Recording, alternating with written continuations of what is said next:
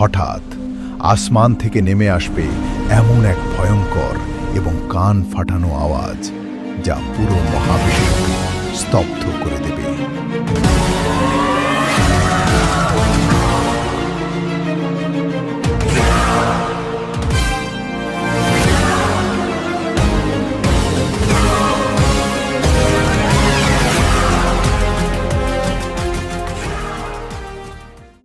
দিনটি হবে আর 10টা সাধারণ দিনের মতোই। বাজারে ক্রেতা বিক্রেতারা দরদাম করবে। দুজন মানুষ হয়তো একটি কাপড় মেলে ধরে দামাদামি করবে, কিন্তু সেটি আর ভাঁজ করে ব্যাগে রাখার সুযোগ পাবে না। এক ব্যক্তি হয়তো তার উটের জন্য চৌবাচ্চায় পানি ভরবে, কিন্তু সেই পানি পান করানোর সময় সে আর পাবে না। আরেকজন হয়তো এক লোকমা খাবার নিজের মুখের দিকে তুলে ধরবে, কিন্তু সেই খাবার আর তার পেটে পৌঁছাবে না। হঠাৎ আসমান থেকে নেমে আসবে এমন এক ভয়ঙ্কর এবং কান ফাটানো আওয়াজ, যা পুরো মহাবিশ্বকে স্তব্ধ করে দেবে। এই আওয়াজ কোনো বোমার নয়, কোনো প্রাকৃতিক দুর্যোগেরও নয়। এটি হলো আল্লাহর নির্দেশে মহাপ্রলয়ের প্রথম সংকেত, হযরত ইসরাফিল আলাইহিসসালামের শিঙার ফুঁক। যে আওয়াজের প্রথম ধাক্কায় মানুষের হৃৎপিণ্ড ভয়ে কেঁপে উঠবে। গর্ভবতী মায়েরা আতঙ্কে তাদের গর্ভের সন্তান খালাস করে ফেলবে। মায়েরা ভুলে যাবে তাদের বুকের শিশুদের কথা। মানুষ মাতালের মতো এদিক ওদিক ছুটতে থাকবে, অথচ তারা নেশাগ্রস্ত থাকবে না। আজ আমরা জানব সেই ভয়ঙ্কর দিনের আদ্যোপান্ত। কি ঘটবে শিঙায় ফোঁক দেওয়ার প্রথম সেকেন্ডে? কিভাবে ধ্বংস হবে এই বিশাল পৃথিবী, সূর্য, চাঁদ এবং গ্যালাক্সি? আর মৃত্যুর পর যখন পুনরায় আমাদের জীবিত করা হবে, তখন হাসরের ময়দানে আমাদের অবস্থা কেমন হবে? চলুন কোরআন ও সহিহ হাদিসের পাতা থেকে জেনে নিই মহাপ্রলয়ের সেই শিহরণ জাগানো বর্ণনা, যা শুনলে আপনার রাতের ঘুম হারাম হয়ে যেতে পারে।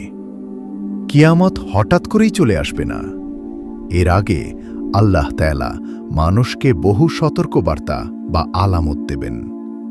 দাজ্জালের ফিতনা, ইয়াজুজ মাজুজের তাণ্ডব এবং হযরত ঈসা আলাইহিসসালামের আগমনের পর পৃথিবী যখন কিছুদিন শান্তিতে থাকবে, এরপরই শুরু হবে চূড়ান্ত সমাপ্তির প্রস্তুতি। একদিন সকালে মানুষ ঘুম থেকে উঠে দেখবে সূর্য পূর্ব দিকের বদলে পশ্চিম দিক থেকে উদিত হচ্ছে। এই দৃশ্য দেখার পর পুরো পৃথিবীর মানুষ একযোগে আল্লাহর কাছে সিজদায় পড়ে যাবে।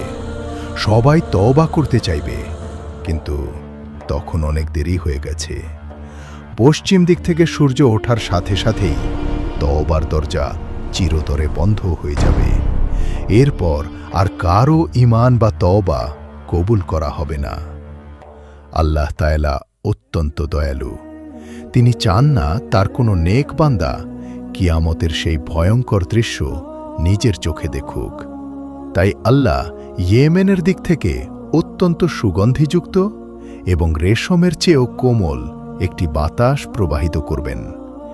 এই বাতাস যার গায়েই লাগবে, যার অন্তরে সরিষার দানা পরিমাণও ঈমান থাকবে, সে অত্যন্ত শান্তিতে মৃত্যুর কোলে ঢলে পড়বে।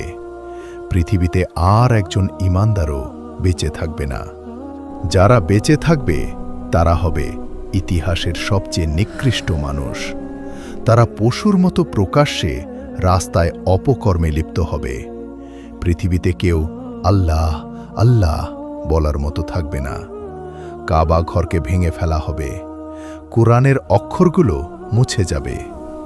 আর ঠিক তখনই সেই নিকৃষ্ট মানুষদের ওপর নেমে আসবে আল্লাহর চূড়ান্ত গজব, কিয়ামত। নবী করিম সাল্লাল্লাহু আলাইহি ওয়াসাল্লাম বলেছেন, আমি কিভাবে শান্তিতে থাকতে পারি অথচ শিঙার মালিক ইসরাফিল আলাইহিমুসসালাম শিঙা মুখে নিয়ে মাথা ঝুঁকিয়ে কান খাড়া করে আল্লাহর নির্দেশের অপেক্ষায় প্রহর গুনছেন। যখন সেই চূড়ান্ত নির্দেশ আসবে, ইসরাফিল আলাইহিমুসসালাম শিঙায় প্রথম ফুঁক দেবেন। একে বলা হয় নাফখাতুল ফাজা বা আতঙ্কের ফুঁক। এই ফুঁকের আওয়াজ শুরুতে খুব হালকা হবে, মানুষ কান পেতে শোনার চেষ্টা করবে, কিন্তু মুহূর্তের মধ্যেই এই আওয়াজ এত তীব্র এবং ভয়ঙ্কর রূপ নেবে যে পুরো পৃথিবী প্রচণ্ড বেগে কাঁপতে শুরু করবে। সূরা তাকওয়িরে আল্লাহ বলেছেন, যখন সূর্য আলোহীন হয়ে যাবে, যখন নক্ষত্রগুলো খসে পড়বে, যখন পাহাড়গুলোকে চলমান করা হবে, যখন সমুদ্রগুলোকে উত্তাল করে তোলা হবে, পৃথিবীর বুকে থাকা হিমালয় কিংবা আল্পসের মতো বিশাল পাহাড়গুলো যা দেখে মানুষ অবাক হতো, সেগুলো ধুনুরি করা রঙিন তুলার মতো আকাশে উঠতে থাকবে। সমুদ্রের পানি শুকিয়ে একসময় সেখানে দাউ দাউ করে আগুন জ্বলে উঠবে, কবরগুলো ফেটে চৌচির হয়ে যাবে। সবচেয়ে ভয়ঙ্কর দৃশ্য হবে আকাশের দিকে তাকালে। আমাদের এই সুন্দর নীল আকাশ সেদিন লাল গোলাপের মতো রঞ্জিত হয়ে যাবে। সূরা আর রহমানে আল্লাহ বলেছেন, আকাশ সেদিন ফেটে গিয়ে গলিত তামার মতো লাল হয়ে যাবে। পুরো আসমানকে আল্লাহ এমনভাবে গুটিয়ে নেবেন যেমনভাবে কোনো লেখক তার লিখিত কাগজ গুটিয়ে নেয়। এই প্রচণ্ড শব্দ এবং ভূমিকম্পের ফলে পৃথিবীর সমস্ত মানুষ, জিন এবং পশু পাখি মারা যাবে। পুরো মহাবিশ্বে নেমে আসবে এক ভয়ঙ্কর নীরবতা। পৃথিবীর সমস্ত প্রাণের বিনাশ হয়ে যাওয়ার পর আল্লাহ তাআলা মৃত্যুর ফেরেশতা মালাকুল মউত আজরাইল আলাইহিসসালামকে জিজ্ঞেস করবেন, হে আজরাইল, আর কে কে বেঁচে আছে? আজরাইল আলাইহিসসালাম বলবেন, হে পরওয়ার্তিকার, আপনি তো চিরঞ্জীব, আপনি ছাড়া আর বেঁচে আছেন জিব্রাইল, মিকাইল, ইসরাফিল, আপনার আরশ বহনকারী ফেরেশতারা এবং আমি। আল্লাহ নির্দেশ দেবেন জিব্রাইল, মিকাইল এবং আরশ বহনকারী ফেরেশতাদের রূহ কবজ করে নেওয়ার জন্য। একে একে মহাবিশ্বের সবচেয়ে শক্তিশালী ফেরেশতারাও মৃত্যুর স্বাদ গ্রহণ করবেন। এরপর আল্লাহ আবার জিজ্ঞেস করবেন, এখন আর কে বেঁচে আছে? মালাকুল মউত অত্যন্ত ভয়ে ভয়ে বলবেন, হে আল্লাহ, শুধু আমি আপনার দুর্বল বান্দা বেঁচে আছি। তখন আল্লাহ এক ভয়ঙ্কর নির্দেশ দেবেন। তিনি বলবেন, হে মালাকুল মউত, তুমিও মরে যাও। সাথে সাথে মৃত্যুর ফেরেশতা এমন এক ভয়ঙ্কর চিৎকার দিয়ে মৃত্যুবরণ করবেন যে যদি তখন আসমান ও জমিনে কেউ বেঁচে থাকত, তবে সেই চিৎকারের ভয়েই সবাই মারা যেত। পুরো মহাবিশ্ব তখন সম্পূর্ণ ফাঁকা। নেই কোনো মানুষ, নেই কোনো জিন, নেই কোনো ফেরেশতা। এই আসমান আর জমিনের কোথাও একটি পিঁপড়াও বেঁচে নেই। শুধু আছেন এক এবং অদ্বিতীয় মহান সত্তা আল্লাহ সুবহানাহু ওয়া তাআলা। আল্লাহ তাআলা এই ধ্বংসপ্রাপ্ত পৃথিবীকে তার হাতের মুঠোয় নিয়ে 3 বার ঝাঁকুনি দেবেন। এরপর অত্যন্ত প্রতাপের সাথে পুরো মহাবিশ্বকে উদ্দেশ্য করে তিনি একটি প্রশ্ন ছুড়ে দেবেন, লিমানিল মুলকুল ইয়াউম, আজ রাজত্ব কার? কোথাও থেকে কোনো উত্তর আসবে না, কারণ উত্তর দেওয়ার মতো কেউ বেঁচে নেই। অহংকারী ফেরাউনরা কোথায়? নমরুদরা কোথায়? কোথায় সেই স্বৈরশাসকরা যারা পৃথিবীতে নিজেদের প্রভু দাবি করত? সব নিস্তব্ধ। তখন আল্লাহ নিজেই নিজের প্রশ্নের উত্তর দেবেন, লিল্লাহিল ওয়াহিদিল কাহার, আজকের রাজত্ব একমাত্র আল্লাহর, যিনি এক এবং প্রবল পরাক্রমশালী। এভাবে কেটে যাবে 40-এর একটি সময়কাল। এটি কি 40 দিন, 40 মাস নাকি 40 বছর, তা আল্লাহ ছাড়া কেউ জানেন না। এরপর আল্লাহ আসমান থেকে এক বিশেষ ধরনের বৃষ্টি বর্ষণ করবেন। এই বৃষ্টির পানিতে পৃথিবীর মাটির নিচে মিশে থাকা মানুষের দেহের ক্ষুদ্রতম একটি হাড়, যাকে আজপুত জানাব বা মেরুদণ্ডের একেবারে শেষের হাড় বলা হয়, সেটি বীজের মতো গজিয়ে উঠবে। মানুষের শরীর ঠিক সেভাবেই পুনরায় তৈরি হবে যেমনভাবে উদ্ভিদ মাটি থেকে গজিয়ে ওঠে। দেহগুলো প্রস্তুত হওয়ার পর আল্লাহ ইসরাফিল আলাইহিসসালামকে পুনরায় জীবিত করবেন এবং তাকে দ্বিতীয়বার শিঙায় ফুঁক দেওয়ার নির্দেশ দেবেন। এটি হল নাফখাতুল বাস বা পুনরুত্থানের ফুঁক। এই ফুঁক দেওয়ার সাথে সাথেই কোটি কোটি রূহ যা ইসরাফিল আলাইহিসসালামের শিঙার ভেতরে রাখা ছিল তা মৌমাছির মতো গুনগুন করতে করতে উড়ে গিয়ে নিজ নিজ দেহে প্রবেশ করবে। আর সাথে সাথেই পৃথিবীর বুক চিরে কোটি কোটি মানুষ ঘুম থেকে জেগে ওঠার মতো লাফ দিয়ে উঠে দাঁড়াবে। তারা অবাক হয়ে চারদিকে তাকাবে আর বলবে, হায় আমাদের দুর্ভোগ, কে আমাদের এই ঘুমের জায়গা থেকে উঠালো? তখন ঈমানদাররা বলবে, রহমান তো এরই ওয়াদা করেছিলেন এবং রাসূলগণ তো সত্যই বলেছিলেন। সবাই একটি বিকট আওয়াজের দিকে ঘাড় নিচু করে অন্ধের মতো ছুটতে থাকবে। হযরত আয়েশা রাদিয়াল্লাহু তাআলা আনহা একবার নবীজিকে জিজ্ঞেস করেছিলেন, ইয়া রাসূলুল্লাহ, সেদিন কি নারী পুরুষ সবাই উলঙ্গ থাকবে? তারা কি একে অপরের দিকে তাকাবে না? নবীজি সাল্লাল্লাহু আলাইহি ওয়াসাল্লাম উত্তর দিয়েছিলেন, হে আয়েশা, সেদিনের পরিস্থিতি এতই ভয়াবহ হবে যে কারো দিদিকে কারো তাকানোর মতো কোনো হুশই থাকবে না। মানুষ সেদিন মাতালের মতো দিক বিদিক ছুটতে থাকবে। দৌড়াতে দৌড়াতে মানবজাতি এমন এক ময়দানে এসে জমায়েত হবে যা আজকের পৃথিবীর মতো নয়। হাসরের সেই ময়দানটি হবে সাদা রুটির মতো একদম সমতল। সেখানে লুকানোর মতো কোনো পাহাড় থাকবে না, ছায়া দেওয়ার মতো কোনো গাছ থাকবে না। আর সবচেয়ে ভয়ঙ্কর ব্যাপার হলো, আমাদের যে সূর্যটি আজ পৃথিবী থেকে 15 কোটি কিলোমিটার দূরে অবস্থিত, সেই বিশাল এবং জ্বলন্ত সূর্যকে সেদিন মানুষের মাথার মাত্র 1 মাইল ওপরে নামিয়ে আনা হবে। সূর্যের প্রচণ্ড তাপে মানুষের মাথার মগজ ভাতের মারের মতো তো টকবক করে ফুটতে থাকবে। মানুষের শরীর থেকে ঝর্ণা ধারার মতো ঘাম বের হতে থাকবে। সেই ঘামের সাগরে মানুষ তাদের পাপের পরিমাণ অনুযায়ী হাবুডুবু খাবে।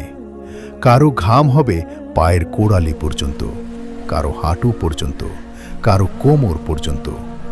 আর যারা বড় বড় পাপিষ্ঠ, তাদের ঘাম তাদের মুখ পর্যন্ত পৌঁছে যাবে এবং তারা সেই নিজেদের দুর্গন্ধযুক্ত ঘামের সাগরে খাবি খেতে থাকবে। এই ভয়ঙ্কর অবস্থায় মানুষ বিচার শুরু করার জন্য আল্লাহর কাছে ফরিয়াদ করতে চাইবে।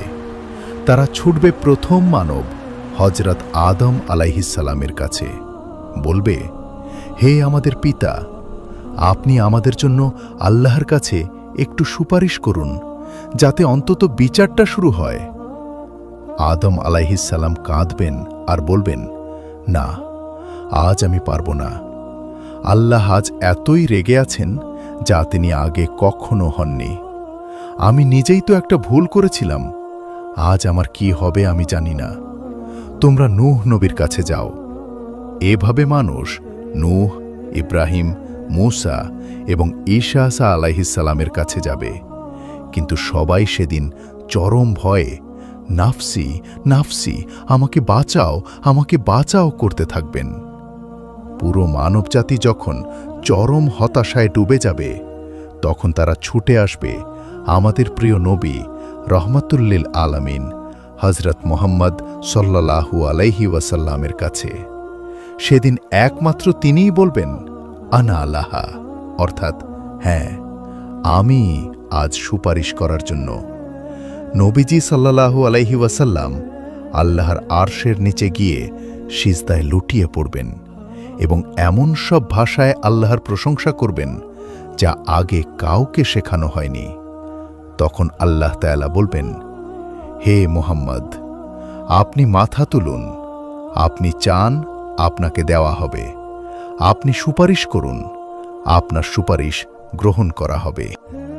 এরপর শুরু হবে ইতিহাসের সবচেয়ে বড় এবং চূড়ান্ত আদালত, যেখানে বিচারক স্বয়ং রাব্বুল আলামিন। বিচার শুরু হলে মানুষের আমলনামাগুলো উড়ে এসে তাদের হাতে পড়বে।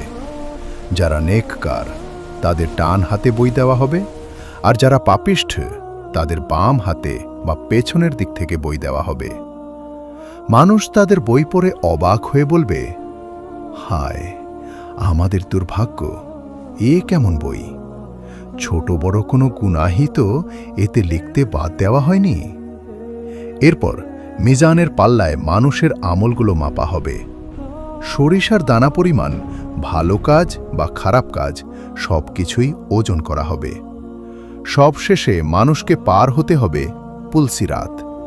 এটি হল জাহান্নামের আগুনের ওপর দিয়ে বিছানো একটি সেতু, যা পার হয়ে জান্নাতে যেতে হবে। এটি চুলের চেয়েও চিকন এবং তলোয়ারের চেয়েও ধারালো। চারদিক থাকবে চরম অন্ধকারে ঢাকা। ঈমানদারদের তাদের ঈমান অনুযায়ী আলো দেওয়া হবে।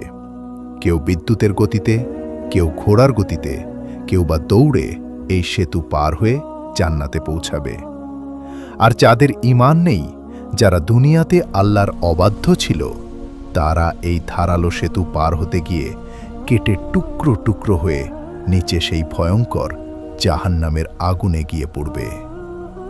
প্রিয় বন্ধুরা, কিয়ামতের এই ভয়ঙ্কর বর্ণনা কোনো গল্প নয়, এটি আমাদের ভবিষ্যতের সবচেয়ে অকাট্য সত্য। এই দিনটির মুখোমুখি আমাদের সবাইকে হতেই হবে।